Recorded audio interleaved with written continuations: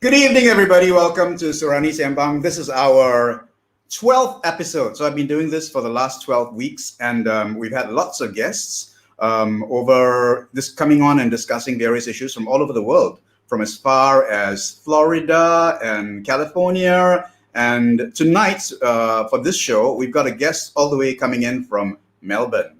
And it is on the occasion of the fact that today is a day marked as a particular church event in the calendar. And I am not really clear as to how it actually works, but I'll let our guest talk about it because the guest happens to be the Reverend Deacon COLLIN Michael Nunis, all the way from Melbourne. Hi, COLLIN. Hi, Brennan. Thanks for having me.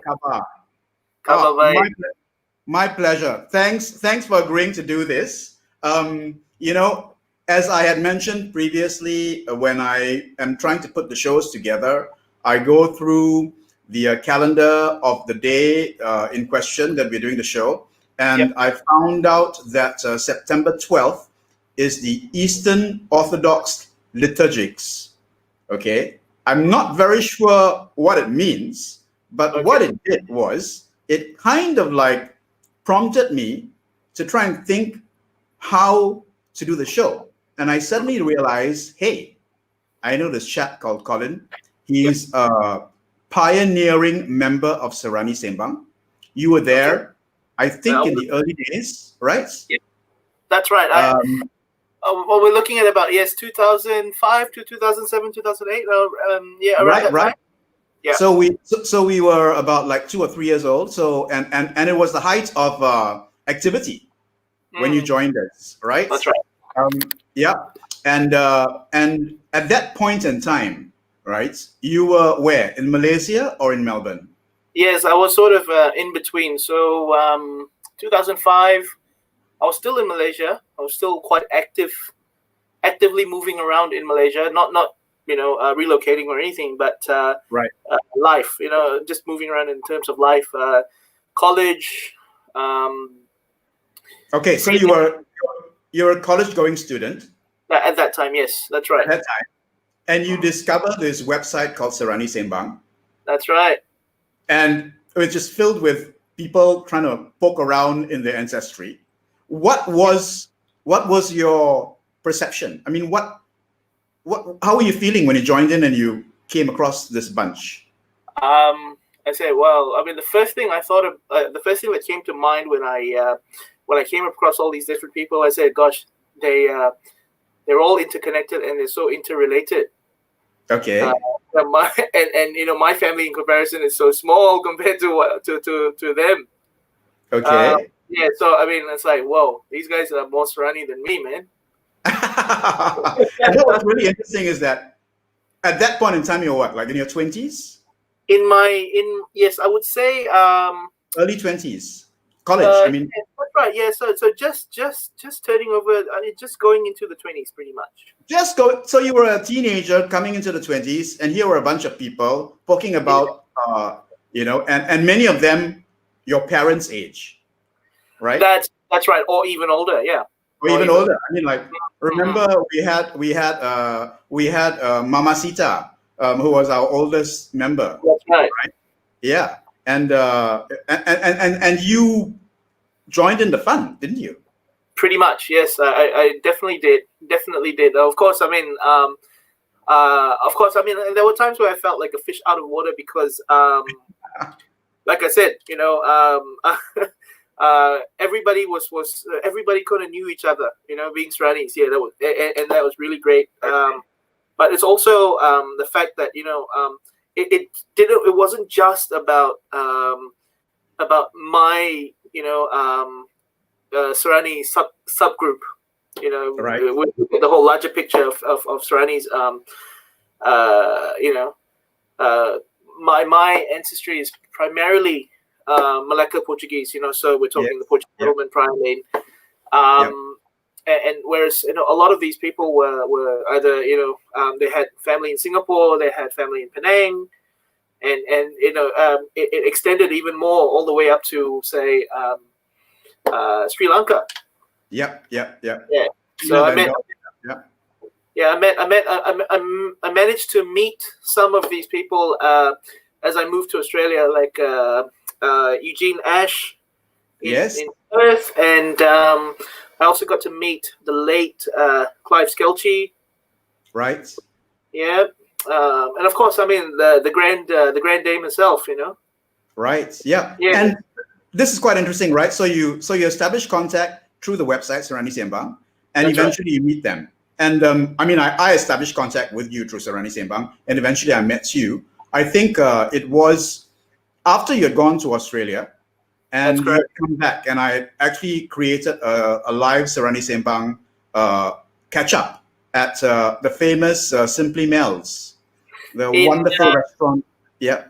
That's right, in Publica or Cringy. No, in Kerinci, yeah, in the Sphere at what is now known as Bangsa South, or rather they're trying to reclaim Kerinci. Yeah, yes. So that was I would imagine that was like more than 10 years ago or something.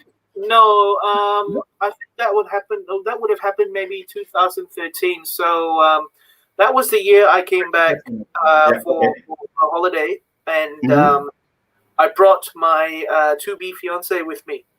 Okay, right. Yes, Anishka. Okay, now let me kind of like add to the stream the little PowerPoint that I created with the photographs that you sent me. Okay, I'm doing an octopus here. Okay, so you're a Serani deacon.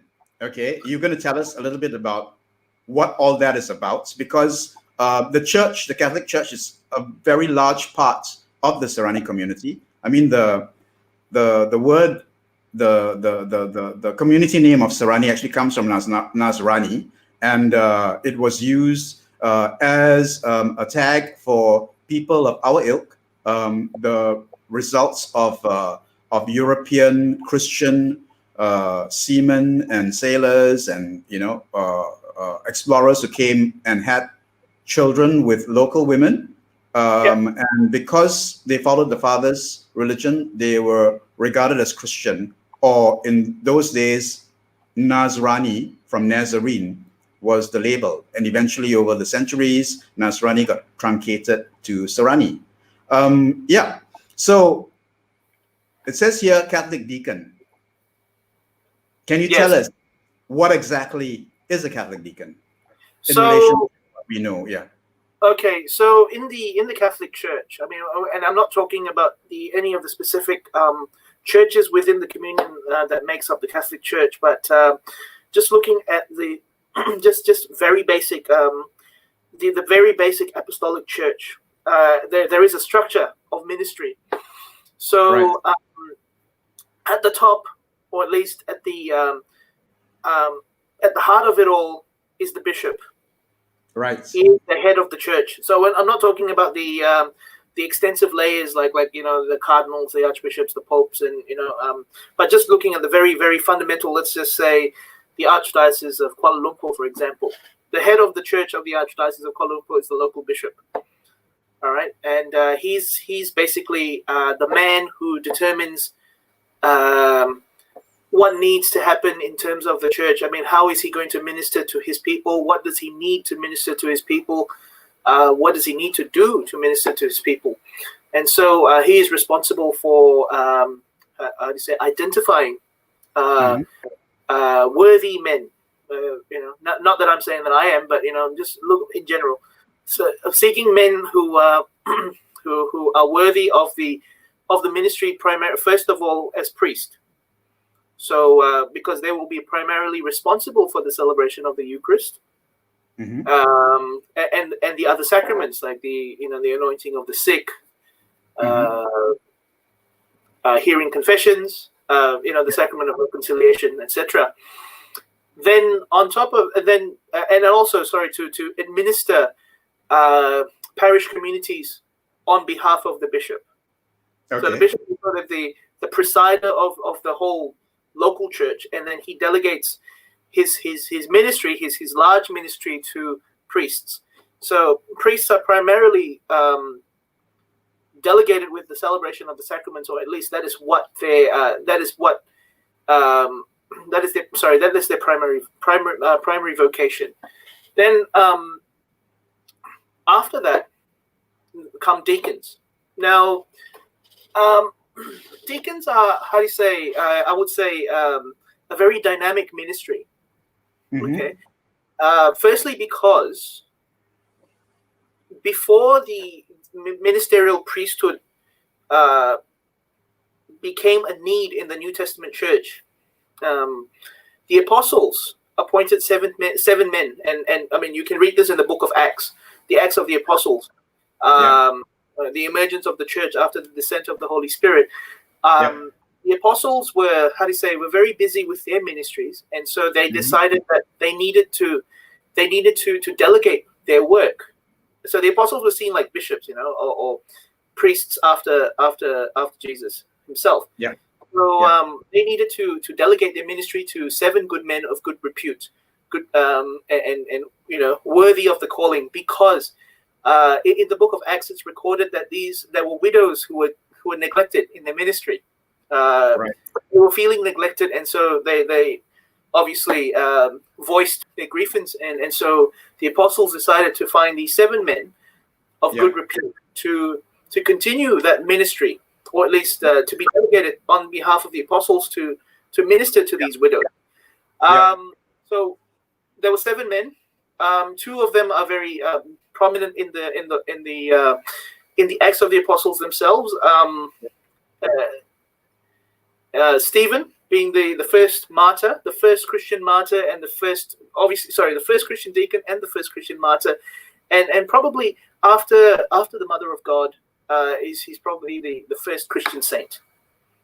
Mm-hmm. Okay, and the second one was Philip. Philip himself had a very interesting but very brief ministry, because not much else is written of him after his encounter with the Ethiopian eunuch in Acts chapter 9, maybe. So deacons, in a sense, have are entrusted with the service. They're not really priestly in as such. Yeah. They share in the bishop's ministry, priestly ministry of ministering to the people, but theirs is one of service. So they're not really how do you say in a place of prominence as the priest. So you can what's the word for it? You can offer sacraments. I mean, like you can't. Okay, so I'm going to get to that a little bit. I'm going to explain the notion of service. So as a deacon per se, because I'm not a priest or a presbyter, I don't celebrate any of the sacraments on my own accord. Okay. I assist in the celebration of the sacraments. Okay. I serve at the celebration of the sacraments. So a very, very obvious example is the celebration of the Mass, or or in the Greek Byzantine tradition, it's called the Divine Liturgy. In the Divine Liturgy, the deacon has the duty. First of all, I have to note that the deacon has a very prominent role in the celebration of the Divine Liturgy, or at least as the Mass. What the deacon does is he is in charge of praying on behalf of the whole church for the needs of the world. He's praying the petition. He prays the petitions on behalf of the people. Yeah. And then he also stands on behalf of the people at the altar by the priest's side, as the priest is celebrating the Mass proper. Deacon is given the assignment of proclaiming the gospel to the people. Okay. On Sunday. So instead of the priest saying reading the gospel, the deacon can do that. That's right, because that is appropriately the deacon's role.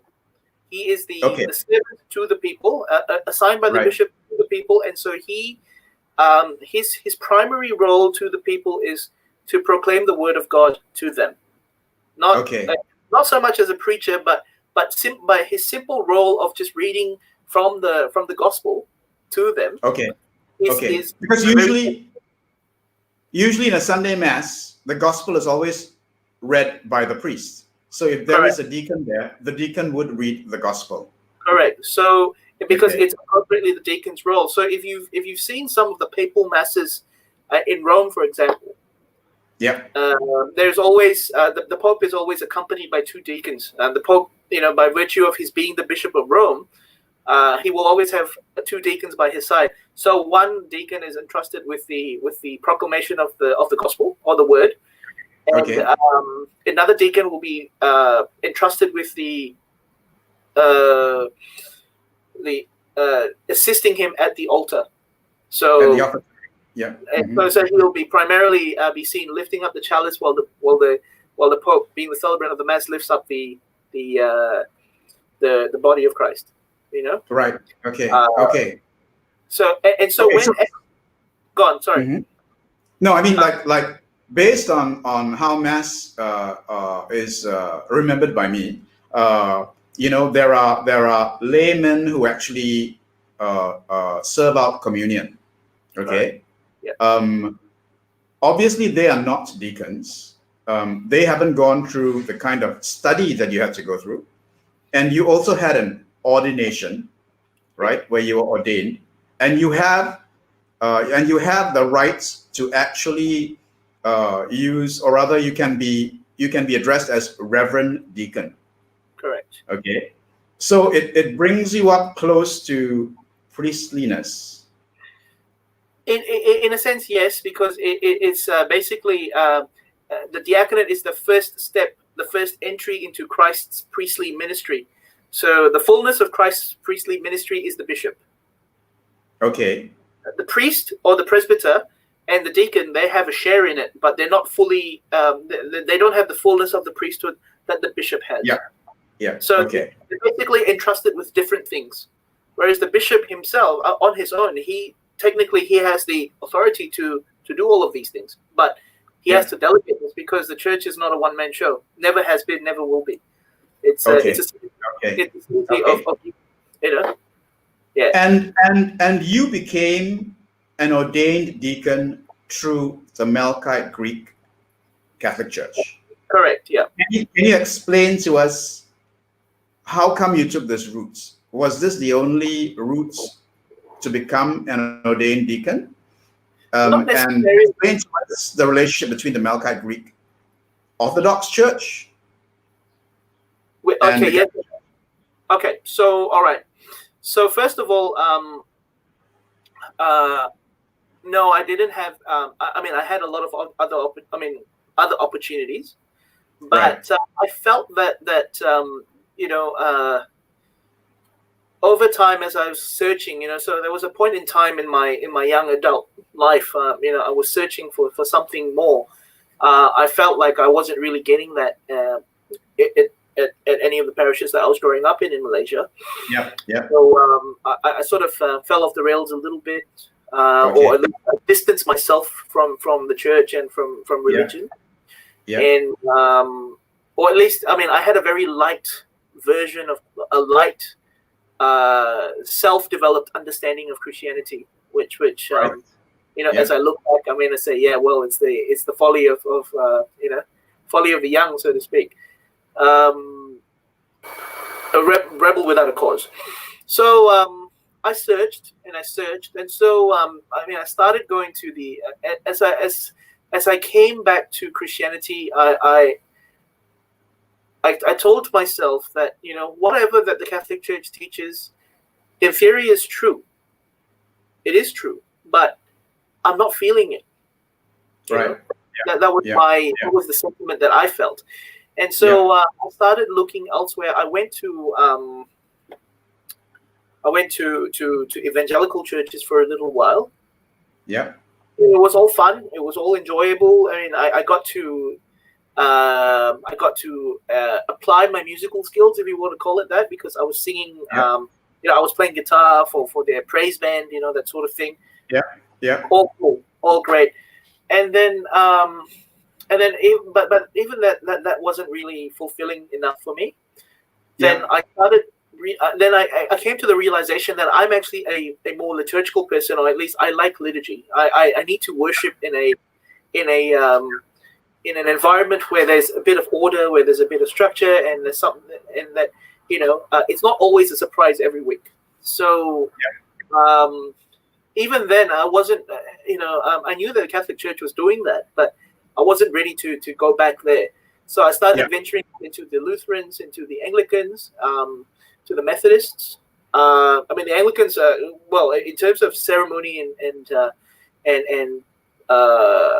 liturgy, the Anglicans were very impressive because their Eucharist, or their Sunday, what they call the Sunday Mass, was more Catholic than I thought. But then again, I knew that it wasn't really for me. Also keeping this in mind that I come from a Serani family. We're Catholics. I needed to find something that sort of fit the that I could, something that I could explore and something that I could be happy with, but at the same time not desert myself or isolate myself from my family. And then I came to then I came to know about the Orthodox Church bit by bit. Okay. I thought it was a little bit too much for me at that time, but it's like, you know what, I have to meet someone, I have to get to know someone and talk this out. So that's where I met a mutual friend of ours, Nathaniel. Okay. Yeah, so Nathaniel's actually Orthodox. Yeah. Okay. So that was where we met each other. We became friends, and he told me, look, if you're thinking about becoming Orthodox, okay, fine, but just remember, it's not an easy decision to make. Yeah. Okay, so around that time as well, Pope John Paul passed away, 2005. Okay. Right. And, Pope John Paul II, at his funeral, which was telecast via CNN, and when we were growing up in Malaysia, we had Astro. CNN was one of the channels we had there, and I watched the funeral of Pope John Paul II, and towards the end, there was a there were these bishops who were dressed very funnily. Right. Now they were not just dressed in black. Okay. Okay. But they were dressed in their very colorful vestments. They were dressed in crowns, and they were singing in very, very Oriental, melismatic Oriental tones. And in fact, the prayer, the final prayer just before the final prayer at the coffin was actually in Arabic. Okay. Wow. Okay. And I thought that was very fascinating. I said, I wonder who these people are. Then I thought, and then I remembered as I was watching that, I saw these same bishops who were dressed in colorful vestments. They went up to receive communion at the altar. So now I remember my catechism from my childhood and said, well, if these guys are receiving communion, they must be Catholic, because there's no way that if you're not Catholic, you can't go up and receive communion willy-nilly. It doesn't work that way. And and so I got to know about these Eastern Catholic churches. Okay. So then that made sense, because there was mention in the media about the Maronites or the Chaldeans. So these are very special groups of Catholics in the Middle East. So Chaldeans in Iraq and the Maronites in Lebanon, who are considered Catholic. Now they're not Roman Catholic, but they have their own tradition, their own style of worship. But they're just as Catholic as you, me, or even the Pope. Yeah. And so then I realized, as I was learning a little bit more, I realized, hold it, there's not just these two. There's so many more. There's the Italo-Albanians in the south of Italy. There's the Melkites, for example, the church that I actually eventually ended up in. What was it? What was it with the Melkites that you thought, okay, because you obviously went searching around. You did a lot of research. You talked about how you checked out the Lutherans, the Anglicans, etc., etc. So what was it about the Melkites that nailed you, so to speak? I think it was, number one, the fact that, they were practical, and there were also, points of reflection that became factors for me. So on the practical, it was the reason why was when I moved to Perth, the church was actually a 10-minute walk from where I lived. Right. And I lived on campus in Mount Lawley in Perth. Right. Okay. It was a 10-minute walk, and so it was a very convenient place to go for mass. Number two, obviously it was an ancient rite. I mean, the Melkite Church has its spiritual roots in one of the oldest churches in the world, which is the Church of Antioch, which potentially surpasses the age even of the Church of Rome. Right. Because it was where St. Peter began his ministry before becoming the Bishop of Rome. So, so what was the first point of reflection there? Antioch, where it all began. And then the second point was the fact that growing up in Malaysia, we had a very, we have a very substantial understanding of Islam and our Muslim friends. And that is something that the Melkites have experienced themselves, because they come from the Middle East, and we're talking about Egypt, Lebanon, Syria, Jordan, Sudan, Iraq, parts and pockets of Iraq. Not many families there. And then the third thing as well was that because I was already quite familiar with the Orthodox tradition of worship, the way the Orthodox worship, I had some understanding of their theology. I had some understanding of their praxis and their thinking. The Melkite Church just seemed to be a more easy fit. And I think lastly, the most important thing for me was that despite the fact that that I didn't master the Arabic language, for example,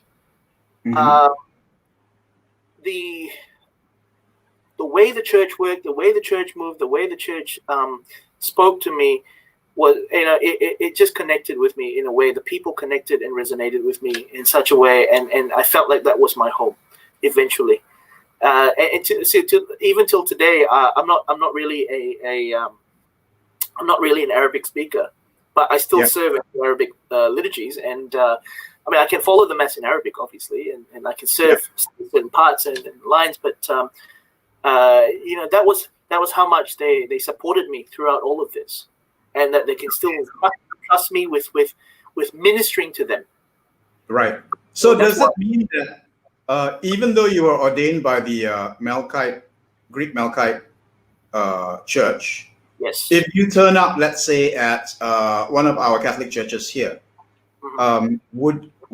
you could go up to the altar and perform the mass with the priests? I could, yes, I could definitely do so. So what usually happens is, the same.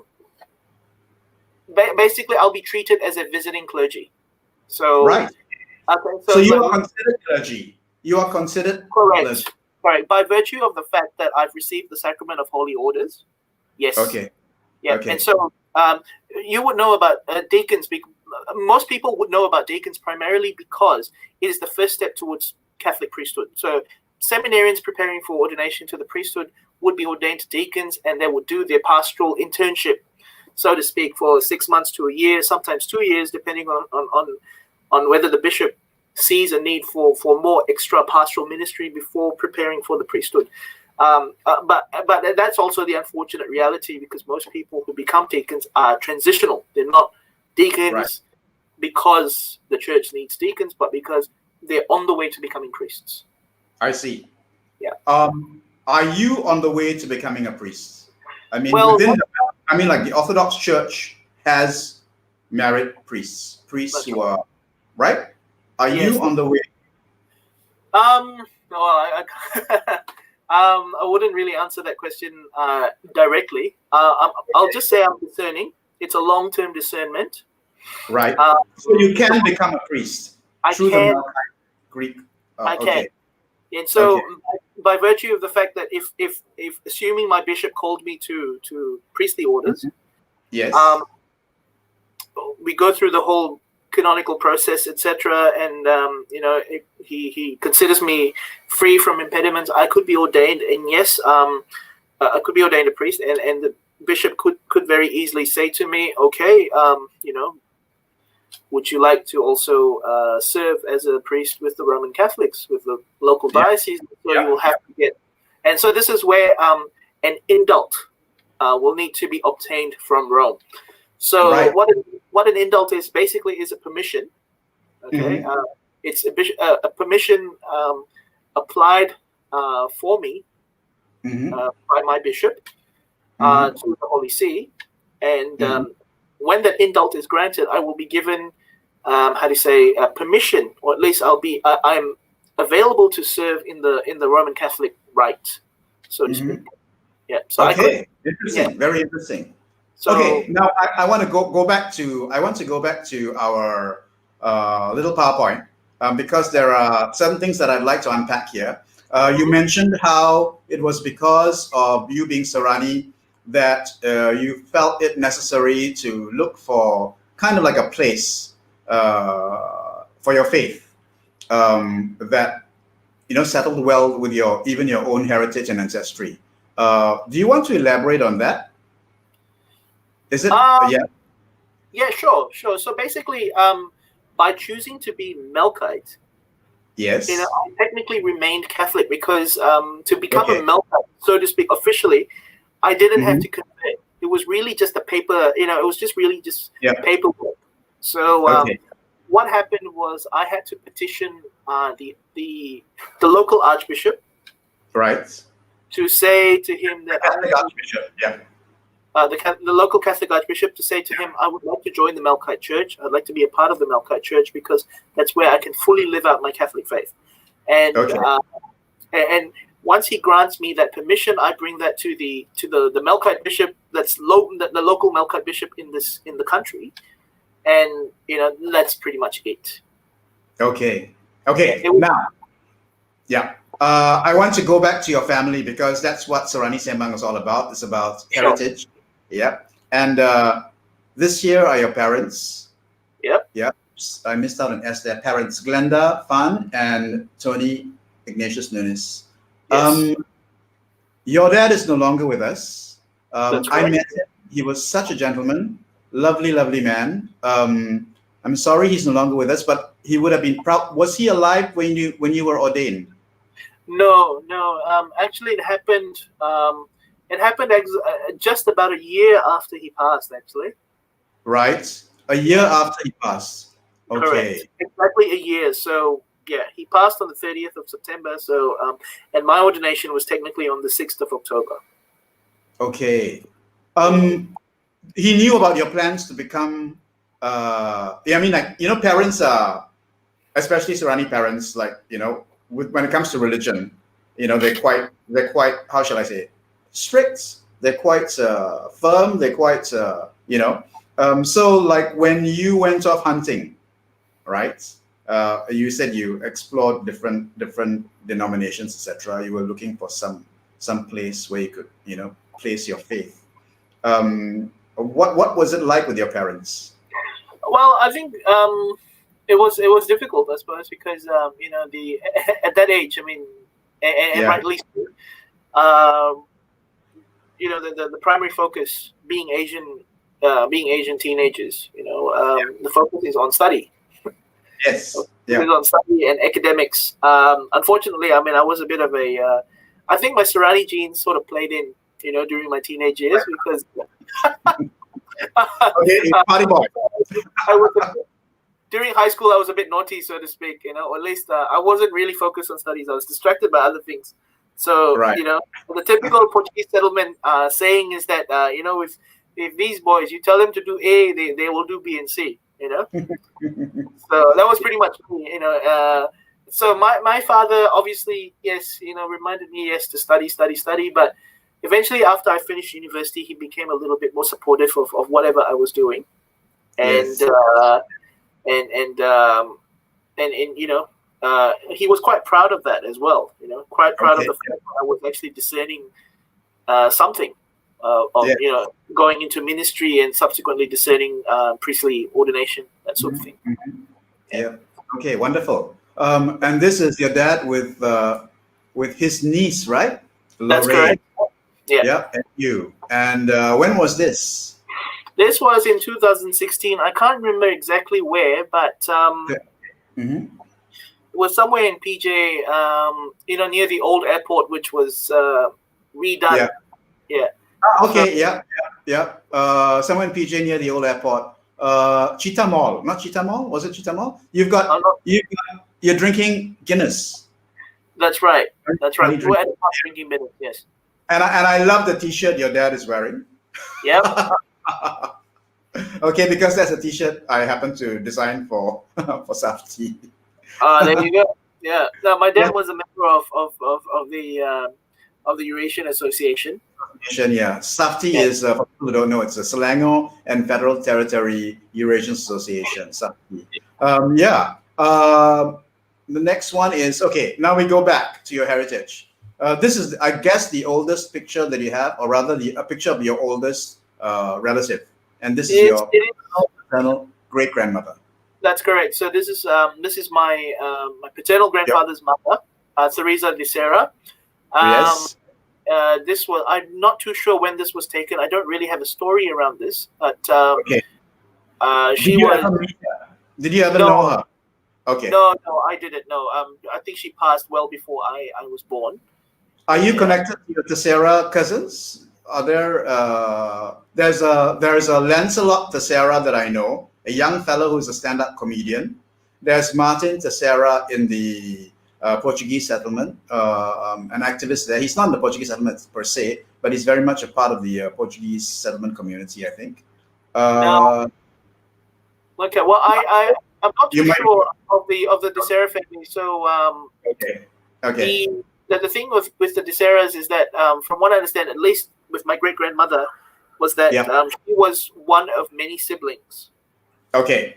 So now the reason why we had Serani Sembang was people could actually exchange stories and pictures and actually, kind of fine tune their research with regards to the family tree. So if there are Tesseras watching the show or who will watch the show, and this lady Teresa happens to be a relative of yours, do contact us, and we'll set you up with your long lost cousin Colin Nunis here. Yeah. Yeah. Thank you. Well, that's how Serani Sembang was such a hive of activity. I mean, people were exchanging photographs and stories and stuff, right? Yeah. That's right. Okay. And this is your paternal grandfather. So that lady we saw just now, this is her son, correct? Yes, that's right. So she herself had about 10 children. So okay. Yeah. And so my grandfather was the youngest. Yeah. Okay, and his name was Michael John Nunis. So your middle name is after him. That is correct. Your granddad. Yeah. That is correct. Okay. Yeah. Lovely. How old would he be in this picture? I would guesstimate maybe 70. Yeah, 70. So okay, he looks. Yeah. He looks really very young. Yeah. Yeah, young and fit. Yeah, like your dad here. Yeah. And it's him now. No, hang on. It is, right? Yeah, it is correct. Yeah. And your grandmother, paternal grandparents, right? That's right. That's my grandparents with my cousin Lorraine again, the little girl down there. So earlier on, you mentioned to me that you and Lorraine are really close because the both of you were the oldest granddaughter and oldest grandson of this couple, I presume. Correct. That's right. So we would go to. It was really just both of us for up until Lorraine's sister was born, and then after that my sister was born, and then other cousins came along as well. So there's 8 of us in total. Okay, cool. Okay, here we are at your wedding. Lovely. Lorraine again, now a bigger girl, an adult. Your dad, your mom, you, and your wife. Your wife, tell us a little bit about your wife, because you're in an interracial marriage, which is very much how people of our ilk were produced. That's right. So Agnieszka is of Polish descent. Right, Polish, okay. She's of Polish descent, so a very proud, resilient people. Obviously, if you've read the history of the world, the things that the Polish have gone through in history, and also a very, very Catholic society as well. Did you meet at church? Did you meet at a church gathering or something? Yes, we did. We actually met for the first time at Holy Hour. So the cathedral in Melbourne has this thing called Holy Hour, which is really adoration, but dedicated for young people. So youth youth from all over Melbourne City would gather at the cathedral on Thursday night for prayer, an hour of prayer in church at the cathedral, and then after that there would be dinner. And that's such a Serani thing, where a lot of Serani couples actually, find the loves of their lives kind of like in church activities. Well, that's true. It's not just finding your love or your life partner, but a lot of men that I've met from there as well also went on to the seminary and obviously became priests as well. Yeah, absolutely right. Yeah. Okay, and this picture is, I don't know, I just really love this picture because of the open mouth laughing and smiling, right? Yes. Everyone here, it's beautiful. And on the far left is Michael Singho, who's a Christian community leader, right? And the far right is Jacqueline Tekju, who's very much active in various Serani activities. She's helped me when we were working on the Eurasian Fiesta together, photographer. That's Michael's wife. Yeah, and beautiful. And your dad. Lovely. Yeah. It's one of the best pictures, yeah. Yeah. And this one is also quite nice, the day after the wedding. So your wedding was held in Australia first. Is that correct? That's right. Yeah, well, the whole church ceremony, the whole celebration of holy matrimony took place in Melbourne. Yeah. Yeah.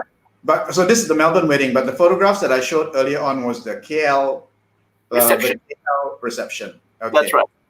Okay. And what year was this? 2015. Okay. So is Agnieszka born in Australia? No, Agnieszka was born in Poland. I see. Okay. She moved to New Zealand when she was 5. Okay. And subsequently moved to Australia when she was about 10 or 11. I see. Okay. Okay. Cool. And this is Agnieszka with her paternal grandmother-in-law. So it's basically Wilhelmina again, your father's mother. That's right. Right? Yeah. Okay. Great picture. Okay. And you sent me this picture and I wanted to put it on because your granduncle has got a great name, Roosevelt. Yeah. He's got a great sense of humor, that one as well. I mean, and he's going strong. Yeah. Okay. Yeah. So he's my grandmother's, for point of disclosure, he's my grandmother's elder brother. Okay. Well, Wilhelmina's elder brother. That's right. Okay. And he's in Singapore. Correct. Okay. So this bunch of De Costas are the Singaporeans line. Okay. Here we are. Oops. The caption is unfinished. That's okay. Okay, because we wanted to include this picture because of your uncle there in the back with the slightly Afro-ish hair, and he's tell us about this picture. So this was Agnieszka and myself at our favorite place in Malaysia, Malacca. Yeah. So we were having dinner at the Portuguese settlement. Yeah. So right in the middle, the Portuguese settlement. Yeah. Correct. Okay. So okay. In the middle, at the back, you can't see them very clearly, but that's Sarah Frederica Santa Maria. Okay. Okay. Yes. So Sarah is my father's first cousin as well. Right. So Sarah's mother and my grandmother Wilhelmina are sisters. Okay. Okay. All right, and that's her husband, Stuart, and the 2 boys right there. And then Uncle Tony, so the gentleman with the afro right there, Tony Franco, he's a Malacca legend. Okay, tell us why he's a legend. So some people call him the Tom Jones of Malacca, really. Okay, yes, I've heard of this. Tom Jones of Malacca character. Yeah, so he's a veteran in the music industry, local music industry in Malacca. He's been there for a very long time, and I don't know if I got the name of the band right, Sweet Memories. But he has been he was part of that.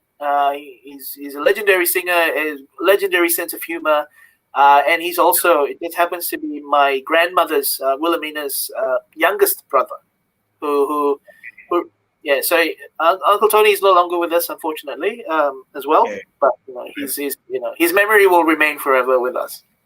Okay. And added to that, I just want to do a shout out to Sarah, who is recovering from dengue fever. I don't know if you know this, but yeah, she was hospitalized, and and she was a dengue fever sufferer just recently. I hope you're healing well, Sarah. Uplifted you in prayers, and hope you will recover and back to normal and doing all the wonderful stuff that you do at the Portuguese settlement for the Portuguese people. Yeah. Okay. Moving right along. Another family picture with the dad. And I wanted to put this in because it's basically three generations here, right? And yeah, and your sister Genevieve, whom we didn't have a very good shot. So here we are, see her nicely. Yeah. She's with you in Melbourne, right? No, this was actually taken. Yeah, she's with me in Melbourne, but that was taken in KL. Oh, okay. And this is in Melbourne. This is 2017 Christmas lunch. Mom and Dad are there behind Agnisha, and your Genevieve with a boyfriend, and your friend, right? College mate Sean. My college mate. That's right. So this was our first Christmas in our new house. So we bought a house in 2017, and this was our first Christmas in our new our new kampong, so to speak. Yeah. So which part of Melbourne are you in? We live in the southeast of the southeastern suburbs of Melbourne. So very close to the Dandenong Ranges and very close to Ferntree Gully. So it's a little suburb called Boronia. Boronia. Yeah. Plants, Boronias. That's correct. Flowers or something, right? Yeah. That's correct. Okay. Yeah. Serani Jam, Chester Zazadias, related to you? No. Okay. Maybe, but I'm not too sure. Okay. You and your cousin Lorraine and Chanel, who's a very well-known singer here in KL. So this is kind of like, where was this? Waikiki in PJ before it closed down. Okay. The outdoor, semi-outdoor, up overlooking the pool, Waikiki. That's right. Which was an amazing place. Yes. That's right. Yeah. And here you are with Archbishop Julian Lau. Was this an official visit of sorts, or did you just pop by and, what was the occasion of this visit? Well, I was invited by the local parish priest. So this happened around the time my father passed away. Okay. And the local parish priest, he knew of me, he knew of my journey, and the Malaysian priests are very supportive of my journey, so to speak. So he told me to get in touch with, or at least he gave me Archbishop Julian's contact details and told me to get in touch with him. And Archbishop was very accommodating to to meet up with me and just to offer some sort of support. Okay, that's really nice of that to happen. Yeah. And here you are. I showed this picture earlier when you were talking about the mass. So this is in Melbourne, the Melkite Church, correct? Yep. And that is the gentleman next to you is the priest. Correct. He's one of the priests. So what's happening here is I'm being vested for my. You're being vested at my ordination. So usually what happens? Yeah. At an ordination, basically what happens is when you take on a new order, you are vested bit by bit, particle by particle. So what he's putting on here is my cuffs. So in the Byzantine Rite, deacons, priests, and bishops wear cuffs because it is patterned after the attire of servants who served in the Byzantine Empire. Okay. Yeah, so officials who served in the Byzantine Empire would wear cuffs. It was a sign of authority, and it was also a sign of service, so to speak. Okay.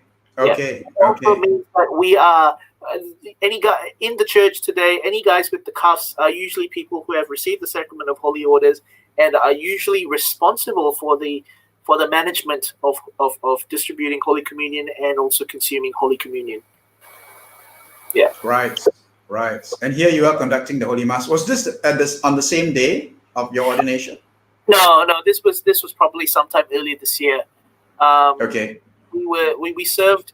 This was a mass. One of the our usual Sunday masses, so to speak. Yeah. And it so happened that I got a friend of mine got a very clear shot of what I was doing at the altar. This is such a dramatic picture, and it shows the incredible ornamentation of the altar. Beautiful. Yeah. So I mean, the altar, as you know, it represents the Calvary, where Jesus was crucified, and right. here I am because I'm the deacon. I'm elevating the bread and wine up to the Father, God the Father, and as that is being done, the priest says, we offer to you your own. What is your own for all and for the sake of all. Right. Yeah. Right.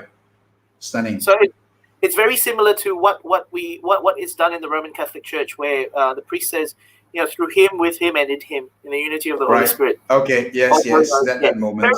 That moment. Yeah. Very similar. Yeah. Okay. And then you serve Mass in Rome. And in Rome, is this a Catholic church or is this a Melkite Greek Orthodox church? Well, it's a Melkite Greek Catholic church. What's happening here is here's the deacon, Professor Luai, who is a friend of ours. He's preparing to read the gospel. Right. Church. So this church in Rome is called Santa Maria in Cosmedin. Now, it was built on the site of an old pagan temple years ago. Right. But in the 8th century, it was actually built as a church for Greek merchants visiting Rome. So, and obviously, eventually, it became a Catholic church. But in say, I think maybe somewhere in the 30s, in 1930s or 1940s, it was the Pope actually handed the church to the Melkite Greek Catholic community, and so it's the national Melkite Catholic parish in Rome. Now, the point of interest about this church is that this church is actually on the site where the mouth of truth is, the Boca della Verità. So, if for anyone watching here, if you've watched Roman Holiday, Audrey Hepburn and Gregory Peck, that is the church right there. Okay, so it is a church that is part of movie cinema mythology. Is that correct to say? It was one of the points, one of the sites of interest that was actually used in the movie. Okay. Yeah. This where is this specifically? So this is also your ordination. Correct. So I was ordained. So on the 6th of October. So this was in the church where I was ordained to the St. Joseph's after the ordination with my bishop, His Grace Bishop Robert Rabat, and this church was also the same church where I got married 5 years ago. Okay. Look at those beautiful iconography. Yes. So these are icons. And that's an iconostasis.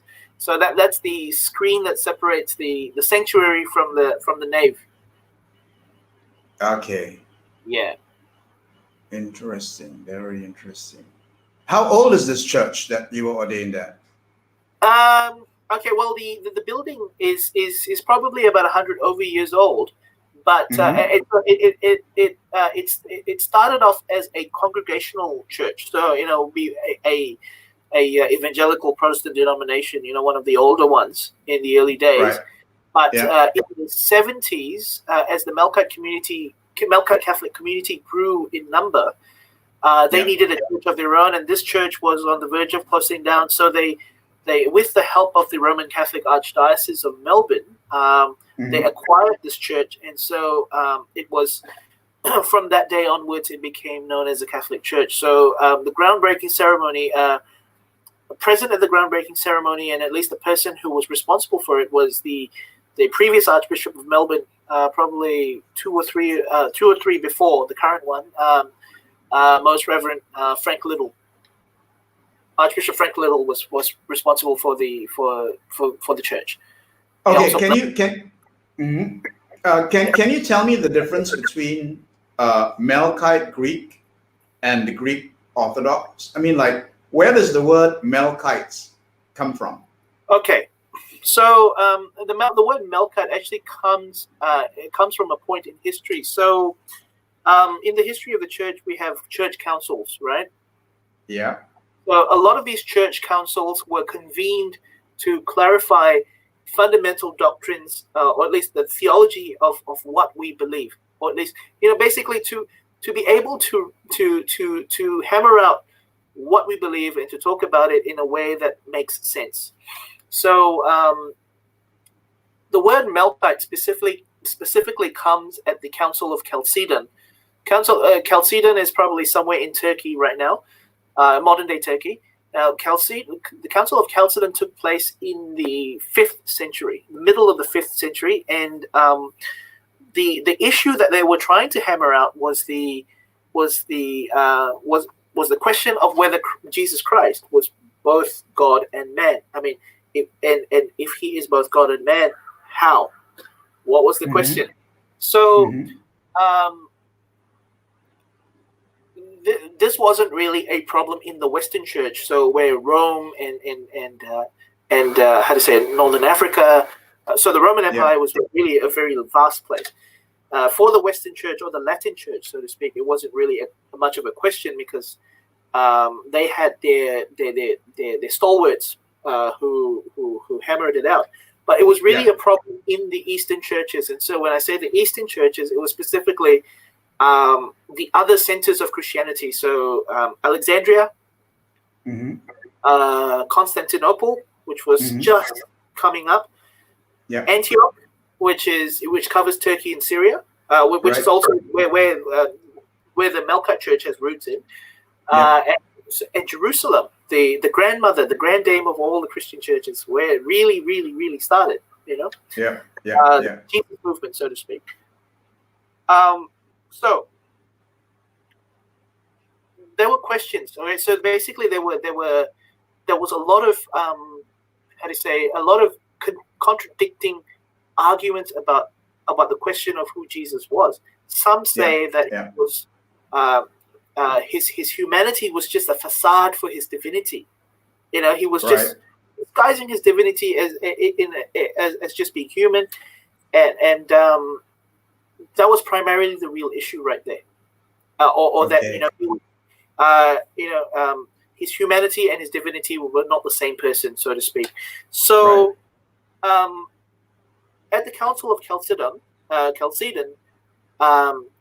together with the Pope, they ironed out these issues, or at least they had to come together and say, we have to make a definitive statement here saying that, and we have to clarify and bury this issue once and for all. I mean, whatever they're saying is not consistent with what we've believed for the last few hundred years. So, or at least what has been revealed to us, it's not in sync. So we've got to fix this. So, so the Pope, together with the head of the church, the Patriarch of Alexandria and the Patriarch of Antioch and Constantinople, they came together and they said, all right, well, this is what we're going to believe. So we say that Jesus Christ is both God and man. One nature is no less than the other. So there were two natures in that one person and one hypostasis. Without separation, without confusion, without division. So these are some of the key words that I remember of this. The Pope at that time was Pope Leo the Great. Now, when this declaration was made, the Emperor of Byzantium, or the Roman Emperor at that time, gave his assent to that and said that he believes this. Now, when he did this,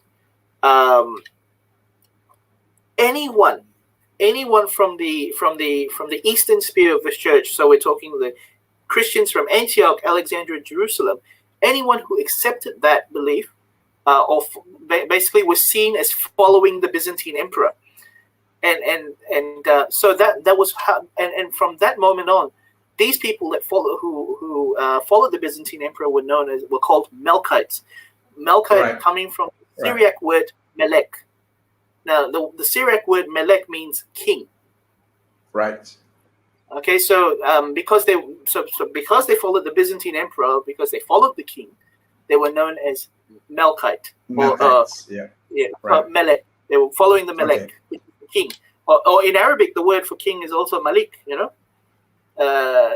Okay. So they followed the king. But of course, so technically, in a sense, what was defined as at Chalcedon is considered Orthodox belief. So Orthodox with a small o. That means Right. its belief consistent across all the Christian churches. And so whether you're a Roman Catholic or whether you're an evangelical Bible-believing church or a Greek Orthodox or any of the belonging to any of the Eastern Orthodox churches, and subsequently within the Catholic Church, within the one Catholic Church, you've got all these Eastern churches and the Roman Catholic Church. If we all believe this, theoretically, in a sense, we are all considered Melkites as well. Okay. Right. Yeah. And so, go on. Sorry. Okay. Yeah. So this is all very interesting because it's a belief system that has a lot of diversity in it, like being Eurasian Serani. It is. The Melkite Church, like I said, is predominantly Middle Eastern, but I found out that I'm not alone because in America, especially where which is also another mission territory of the Melkite Catholic Church. 60% of the clergy, the priest and the deacons, are not of Middle Eastern extract or Middle Eastern descent anymore. Right. Yeah. Like a few weeks ago, they ordained a priest of who was of African American descent. Yeah. They have a person who's preparing to become a deacon and subsequently a priest who's of Filipino descent. He's a doctor who happens to be Filipino. So I am needing to what's the word for it? Switch to my speakers. So I've lost. Okay, now I can hear you. Yeah, because my headphones ran out of battery. Yeah. Sure. Interesting. I want to show a little comment from Dr. Richard Dorrell, who was on our show last week. Okay. Fascinating edition focusing on this other branch of Catholicism involving an immigrant to Australia, Malaysia, Chris Tang, who is an ordained and married deacon in this church. So yeah, I mean like what's the word for it? The refractiveness of you as our guest is incredible. I mean, like you are shooting off beams of light in every direction. if you know what I'm saying, if you know what I'm trying to say. Yeah. Well, I hope that I'm worthy enough to take shots. Basically the experience, the sense of journeying that you went through, to look for your place, etc., and then arriving in Australia and having an interracial wife, and and the fact that you're also biracial because your mom is Chinese, and I want to ask you, like, when do you identify with your matrilineal side? Well, at Chinese New Year. Yes, at Chinese New Year, or when I'm with my Chinese side of the family, or even when I'm when I'm desperate for something to eat, really. Okay. It has an incredible hold. Yeah. Yeah. So Chinese food is a godsend, I think. Yeah. Okay. Is there anything that you'd like to say? I mean, we've gone on for about an hour. It's been a very interesting hour. We could go on forever. Is there anything you'd like to say to the Serani community, having been this young, I'm going to say kiddo, right, joining us in 2005 or something, back then, 15 years ago, right? And obviously being aware of how Serani Sembang has evolved, and also obviously being aware of how different Eurasian groups and collaborations have evolved through digital media. So now we have lots of different groups, like there's Serani Sini Sana, there's Eurasians International, there's Malaysian Eurasians, etc., etc. And how you have seen Serani Sembang kind of like evolve and even pivot, from what was a family tree website into this thing now that is a webcast, and we are, trying to engage in a different way with the community. Give me your feedback. What do you think of all that's happening or has happened? Oh, it's a hard one, because that's a very, very, it's very big. That's a very big question. And rather, it's also very big in scope as well. Yeah. Well, try your best. What's coming off the top of your head? Authentic chit chat. Just let it fly. I mean, like, yeah. I think the most important thing is don't let disagreements get in the way of authentic brotherhood. I mean, really. First of all, yes, we're humans, and secondly, I mean, there's also that common bond being Serani, and all that comes with it. The unique food, the unique language, the unique culture, that unique disposition of being between. East and west, so to speak. I mean,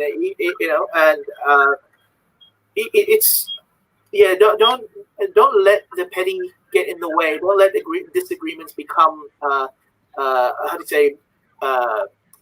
form the way we become we politicize, so to speak, or at least how we operate as people. When I say politicize, not specifically being political parties or being a part of political parties, but breaking ourselves off to clans and pointing fingers at each other. That's not the way to work. We're a minority, right? So and it's also very true even for us in the church as well. Being Melkites,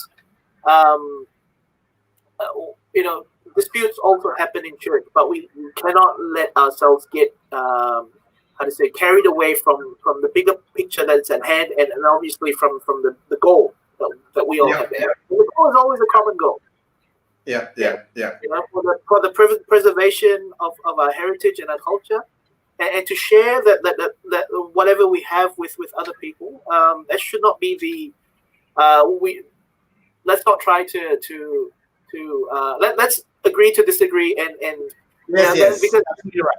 Let's just have conversations, and whether we agree or disagree, that's just just as part of the journey, right, of having conversations. That's right, and just have fun. At the end of the day, I mean, we're people built and made to have fun. So and to enjoy it.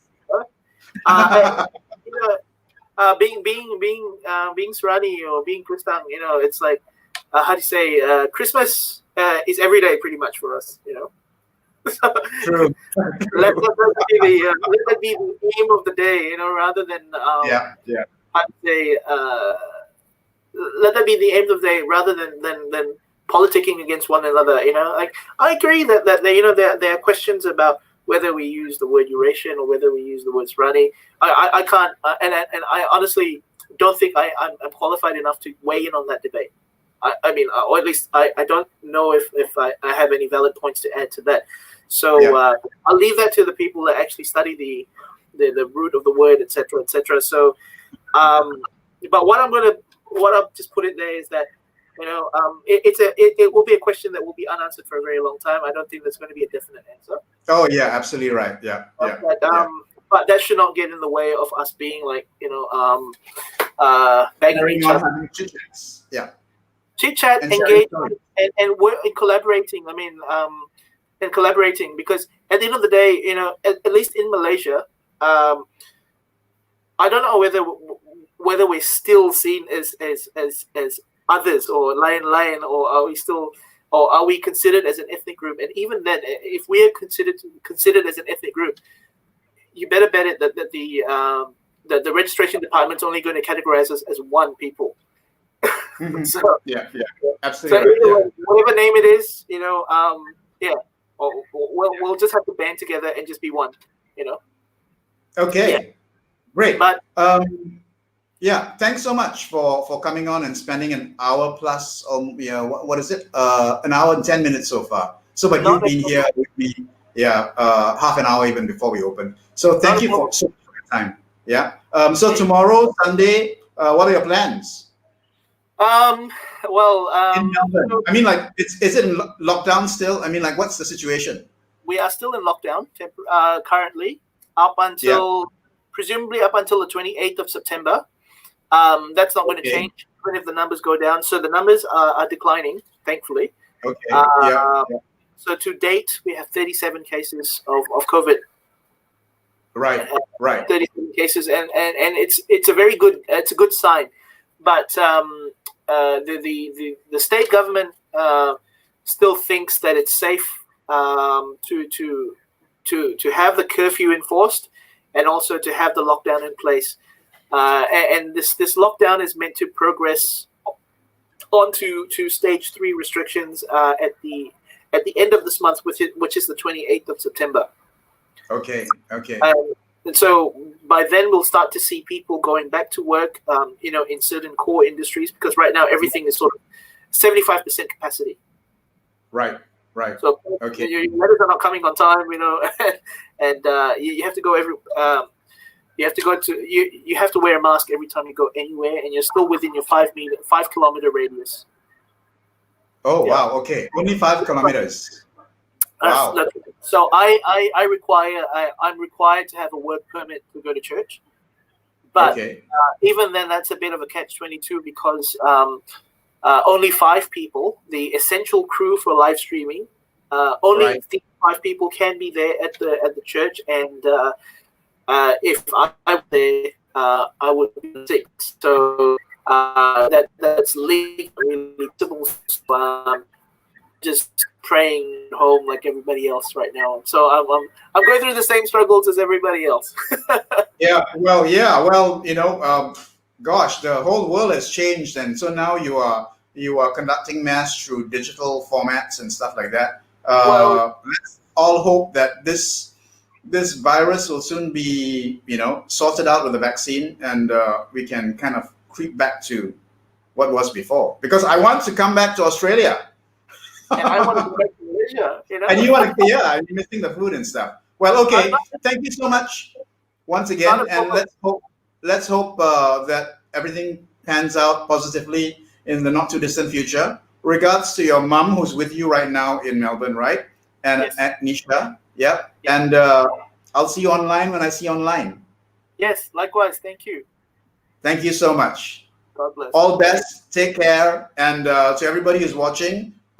Help to viralize the webcast, as well as give us your comments and feedback, because it's really important for me to get some kind of like idea as to whether what I'm doing is being watched. Although I do know that viewership actually gains traction over the week, so the Seranis are out having a good time, having a party on Saturdays, I guess. Very lucky. Okay. Very lucky in Malaysia right now. I'm just going to leave with one word.